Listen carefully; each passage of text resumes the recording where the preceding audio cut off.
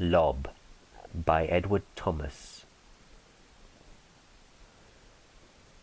At hawthorn time, in Wiltshire, travelling in search of something chance would never bring, an old man's face, by life and weather cut and coloured, rough, brown, sweet as any nut, a land face, sea blue-eyed, hung in my mind when I had left him many a mile behind. All he said was, "Nobody can't stop ye, it's a footpath right enough. You see those bits of mounds?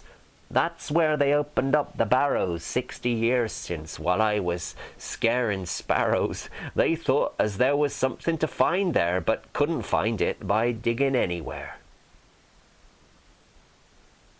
To turn back then and seek him, where was the use? There were 3 Manningfords, Abbots, Bowen and Bruce, and whether Alton, not Manningford, it was my memory could not decide, because there was both Alton Barns and Alton Priors, all had their churches, graveyards, farms and byres lurking to one side up the paths and lanes, seldom well seen except by aeroplanes, and when bells rang or pigs squealed or cocks crowed, then only heard.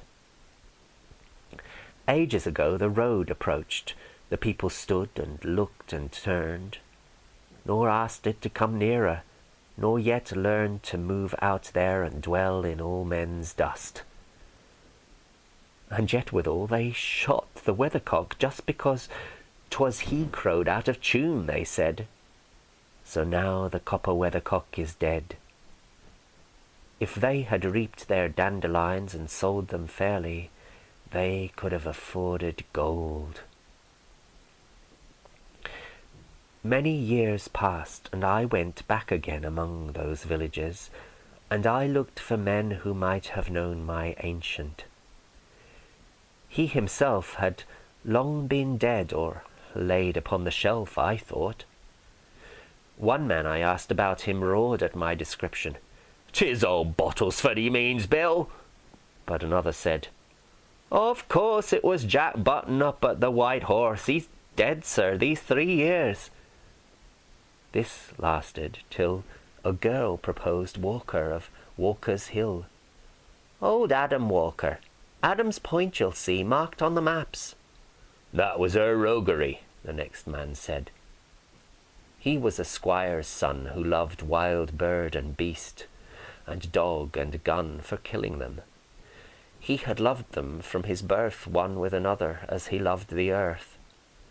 "The man may be like Button or Walker or like Bottlesford, that you want, but far more he sounds like one I saw when I was a child. I could almost swear to him. The man was wild and wandered. His home was where he was free. Everybody has met one such man as he. Does he keep clear old paths that no one uses but once a lifetime when he loves or muses? He is English as this gate, these flowers, this mire. And when at 8 years old, Lob lie by the fire came in my books, this was the man I saw. He has been in England as long as dove and daw, calling the wild cherry tree the merry tree, the rose campion Bridget in her bravery. And in a tender mood he, as I guess, christened one flower Live in Idleness. And while he walked from Exeter to Leeds one April, called all cuckoo flowers milkmaids. From him old Herbal Gerard learnt as a boy to name wild clematis the traveller's joy. Our blackbird sang no English, till his ear told him they called his Jan Toy pretty dear. She was Jan Toy the lucky, who, having lost a shilling and found a penny loaf, rejoiced. For reasons of his own, to him the wren is Jenny Pooter. Before all other men, 'twas he first called the hog's back the hog's back. That Mother Dunch's buttocks should not lack their name was his care. He too could explain Totteridge and Totter Down and Juggler's Lane, he knows if anyone. Why, Tumbling Bay inland in Kent is called so, he might say. But little he says compared with what he does. If ever a sage troubles him, he will buzz like a beehive to conclude the tedious fray, and the sage, who knows all languages, runs away. Yet Lob has 1,300 names for a fool, and though he never could spare time for school to unteach what the fox so well expressed on biting the cock's head off, quietness is best. He can talk quite well as anyone after his thinking is forgot and done.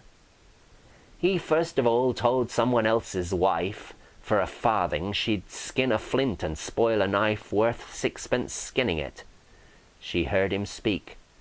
She had a face as long as a wet week, said he, telling the tale in after years, with blue smock and with gold rings in his ears.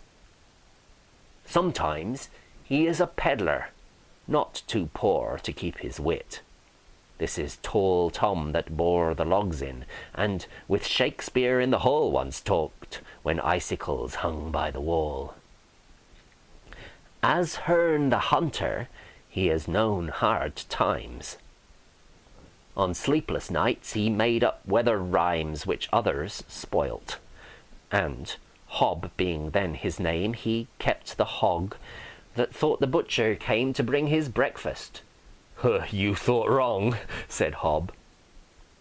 When there were kings in Kent, this very Lob, whose sheep grew fat and he himself grew merry, wedded the king's daughter of Canterbury, for he alone, unlike squire, lord, and king, watched a night by her without slumbering. He kept both waking.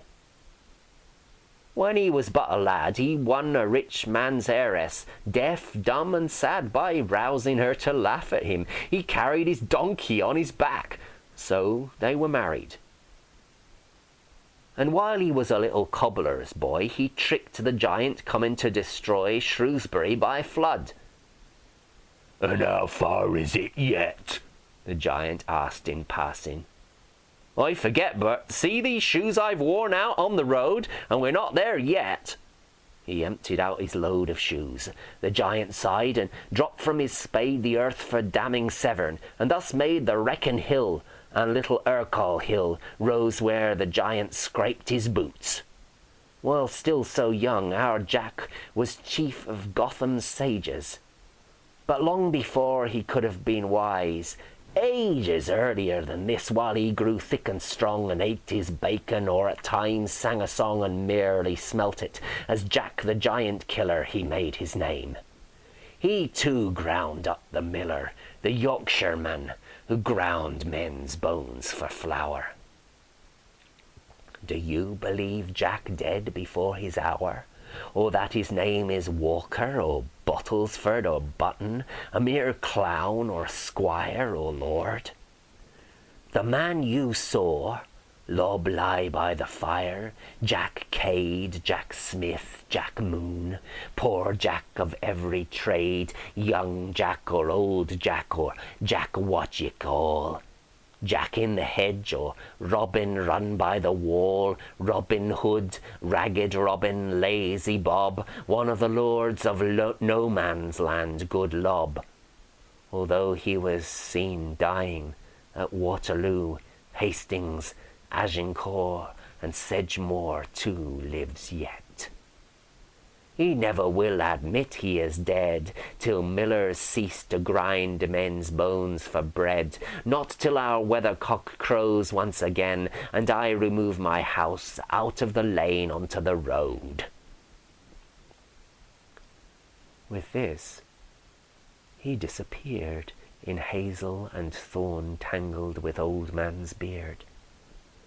But one glimpse of his back, as there he stood, choosing his way, proved him of old Jack's blood, young Jack perhaps, and now a Wiltshire man, as he has oft been since his days began.